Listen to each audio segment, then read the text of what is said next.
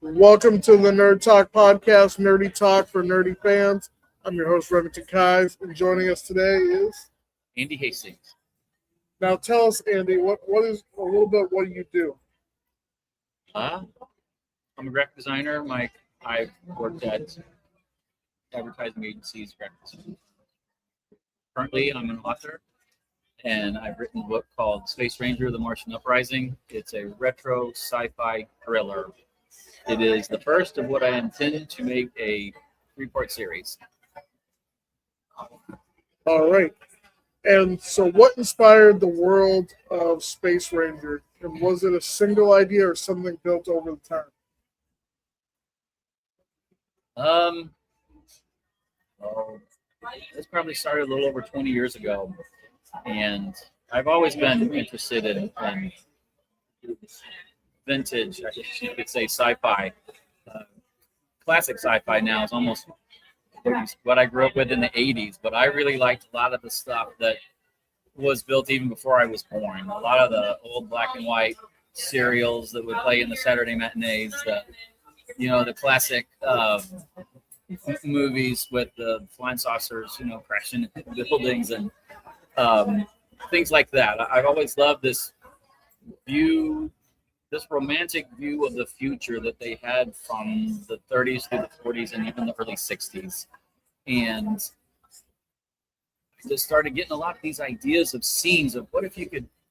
I liked what George Lucas did when he made Star Wars. He was inspired by a lot of the stuff that I just described. And I always thought, wouldn't it be cool to go back and do a movie like that, but keep it in that same aesthetic of that old vintage stuff, but give it a faster pace, more modern feeling story. Because you go back and watch some of the things, they were slow and really honestly kind of boring. But give it some modern juice to give it that excitement, but keep it in that old look. I think one of them that probably comes close would be like Sky Captain in the World of Tomorrow. That's what it's called. Very similar look and feel, I guess. If my book was turned into a movie, it's pretty close to that. Now, space has been explored a lot in sci-fi, like Star Trek, Star Wars, Power Rangers. What makes your version of space unique?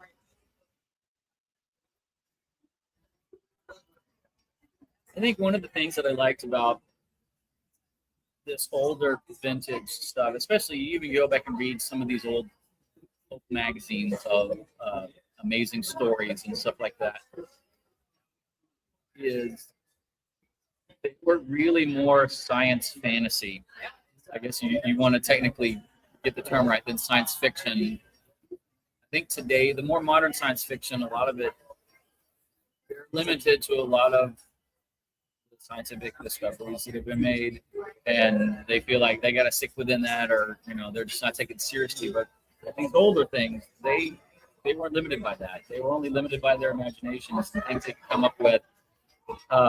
My story kind of pulls from that, where every planet, or most planets in our solar system, is inhabited by their culture.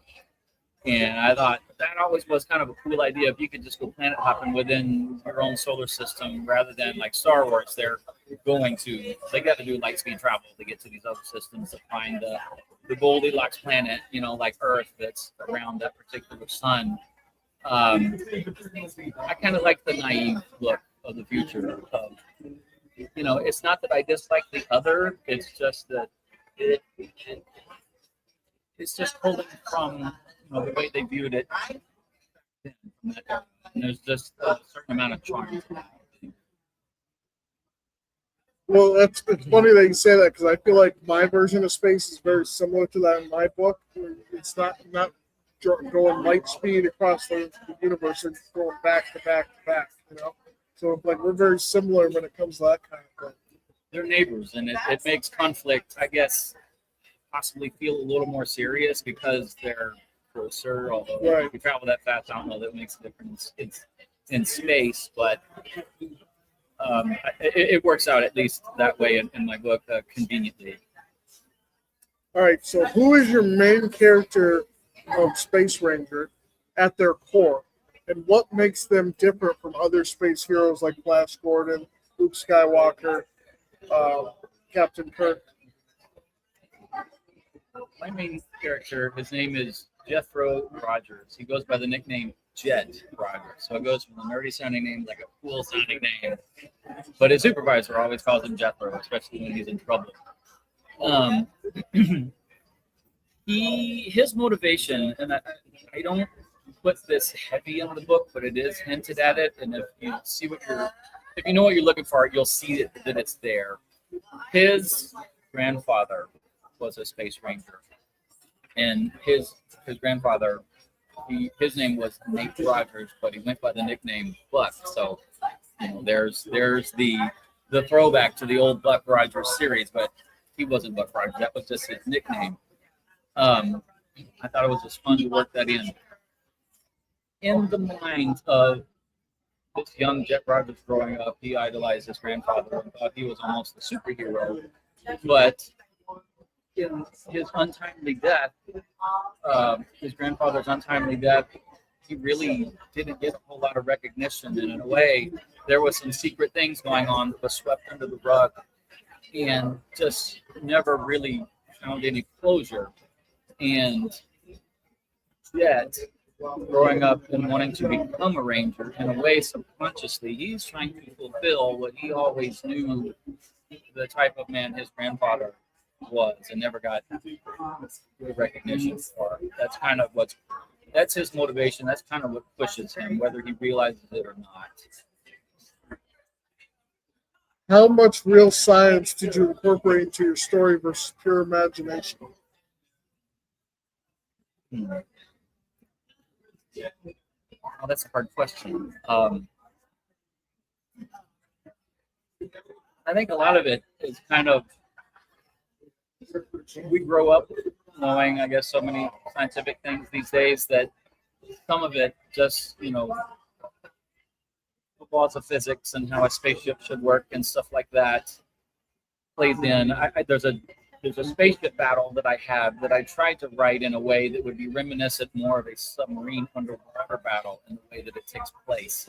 To me, in my mind, if there was a battle in outer space that between two ships that both of them get some significant damage where they're having to rely mechanically rather than their radar and stuff like that, that it would have to be played out kind of like more of a submarine battle. Try to use stuff that maybe I was more familiar with by watching movies like Red and things like that. So that's a hard question. I think some of it may just be intuitive and try to. You write about things you're familiar with, and you want to make it, you want to ground it in some reality so that the reader isn't totally taken out of the story by things that they would go, that's ridiculous, that's impossible. But having the inhabitants, having the planets be inhabited by these different cultures, to me, I think that's a willing leap that a lot of people are willing to take. That's what this book has. What do you think the biggest challenge was when writing this as sci-fi as compared to maybe writing something as a different genre?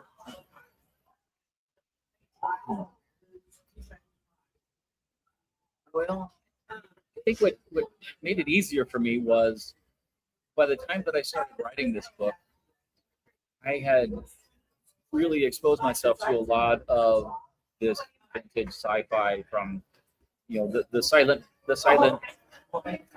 movie work of George Méliès, back in 1925 when he did a trip to the moon with that famous bullet-looking shell that lands in the eye. You can find that easily on YouTube now, but when I was looking up stuff like this before writing this book, it was almost pre-internet where you had to really do some hard looking to find that thing. And I was that kind of person. I was looking for stuff like that just because it was so unique to me and so different and was so non-mainstream. I was curious to see what these really incredible ideas that people had back then. Now it kind of seems easy because, so I have 3 young kids, and sometimes I'll try to point out to them, even watching Star Wars, I'll say, you watch the scene right here, I want to show you something. And I'll show them, a scene from, the Buck Rogers serial where they're pulling up this round, big screen where they're communicating to somebody on a different planet, and show him that same scene in Star Wars Episode 1 that George Lucas basically lifted from that series and say this was his inspiration. And there's a lot of stuff like that in these newer movies just across the board that have drawn inspiration from somebody that came up with it first. And it's kind of fun to show them where this stuff originated. And I just thought, wouldn't it be great just to tell a story that keeps it in its original setting rather than pulling it forward to look more like a modern movie. Speaking of modern movies, if Space Ranger were adapted into a movie or like a streaming series, who would you want to be involved, and what would that look like? Putting you on the spot. Okay, that's the tough. The 2 characters for this book. There's Jet Rogers, and then there's a female character that's another Ranger fresh out of the academy. She gets joined with him, and they have to go do this mission together. And the 2 characters, since I came out of advertising, I'm a graphic designer. I'm visually imagery was a lot of inspiration to a lot of the ideas that I have for this book. There's a photo I saw, like a promotional photo from a silent movie called Just Imagine. And there was the 2 main characters, this young man and this young woman, sitting there in this like a airplane that could hover through the city, looking at each other. And I thought, those look like the 2 characters I would write the story about. And I illustrated the cover for this also myself, and I kind of have it a little bit after them.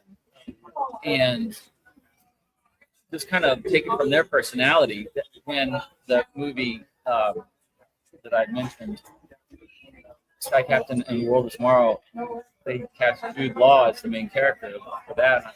And I thought, he kind of fits, at least for the main character, not with his British accent, where he does more of an American accent. Someone kind of more like him, or even, something similar genre, the Rocketeer, someone like that, maybe a little bit older than him. Is this kind of what you're going for, like two actors, or even like that, or even someone who's like producing or producing? The female character, I really would want her, someone that would be able to portray 1940s kind of mainstream actress, that kind of trans-American accent. Have you seen Sinners at all? Sinners? They do that like kind of 40s kind of era kind of thing. Haley Steinfeld was really good at that. You got to see the movie. It's really good. As far as like a producer or director or something, it's funny. I've kind of thought about it before. There's some movies I like. There's what I thought like, it might be from maybe someone from like an animated movie like The Incredibles. Oh yeah, Brad Bird. Everything he's touched has been just incredible, and I love Incredibles. No pun intended. That movie, I mean, they were pulling more from like early '60s vibe, but he nailed the retro. So many times, this is one thing that I really don't like about when somebody tries to do like a retro sci-fi. Some people have done it before. Tim Burton, when he did Mars Attacks. Oh yeah. love the look of that movie. I hate that they basically mocked a lot of the movies that came from that era. That was almost like it was a little bit insulting to me that they mocked instead of paying reference to that area. At least that's how it felt to me. But Brad Bird in making The Incredibles the way they chose an animated movie, but wow, they really captured the aesthetic. They really captured the look of that era, and still it was fast paced, it was heartfelt, just a great story.